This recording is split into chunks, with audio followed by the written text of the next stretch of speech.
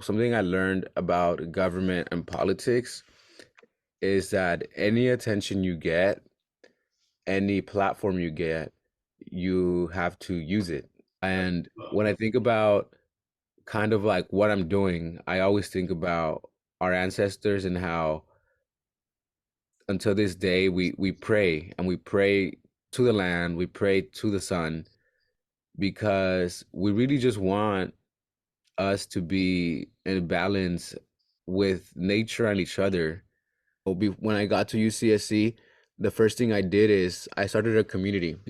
I ran for student body president because a lot of my friends, a lot of transfer students don't feel welcome in their classes for whatever reason, whether it's because they don't have access to textbooks, you know, or don't have access to food. That's like the psychological aspect of feeling present and feeling like you're ready for class. When I first got in office, I saw a lot of irregularities. People are giving me opportunities left and right, without having to take away from others.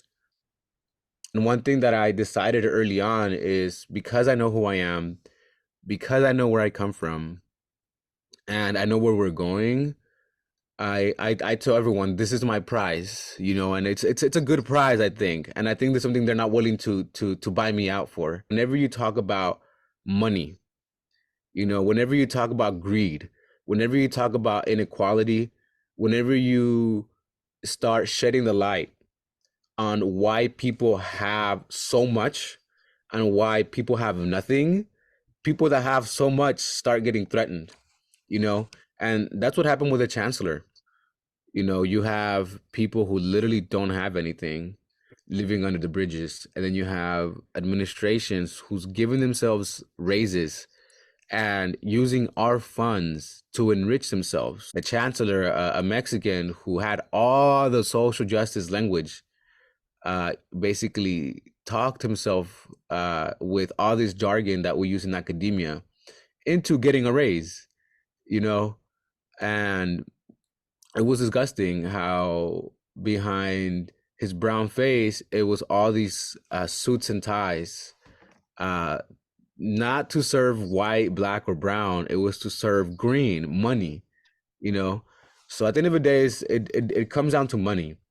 And I say all that because that meeting you witnessed, I was set to approve a budget, your budget, the student budget of over $630,000.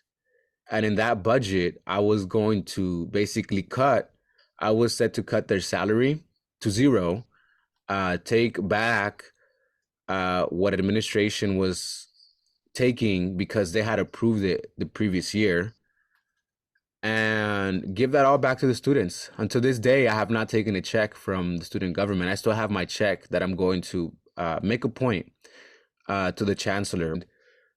It only brought to light what's going on at UCSC. So, with that privilege and access, I feel like I have the capacity to give back what I feel does not belong to me. Yet the chancellor just got a raise of over $105,000. And that's not just like a bonus, right?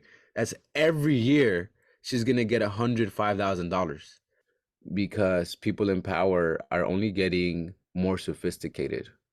You know, like here at UCSC, I think when you look back at why I ran, I was just looking at my Instagram. It kind of tells you a story of what went down. And uh in politics, I always feel like there's the backstory and there's the front story, and whoever controls the narrative is going to have the power, you know, Mhm. because I felt that at the beginning of my term, I was doing okay with making sure that the student narrative was not being lost. I did interviews with the KZSC. I did interviews with Lookout. Uh, I have a lot of interviews with a lot of people that I intentionally put on game, and I spoke about the divide and conquer that was coming. And what I predicted happened. and part of that, part of those interviews, I was like, well, we're expecting it, and we have an artistic response,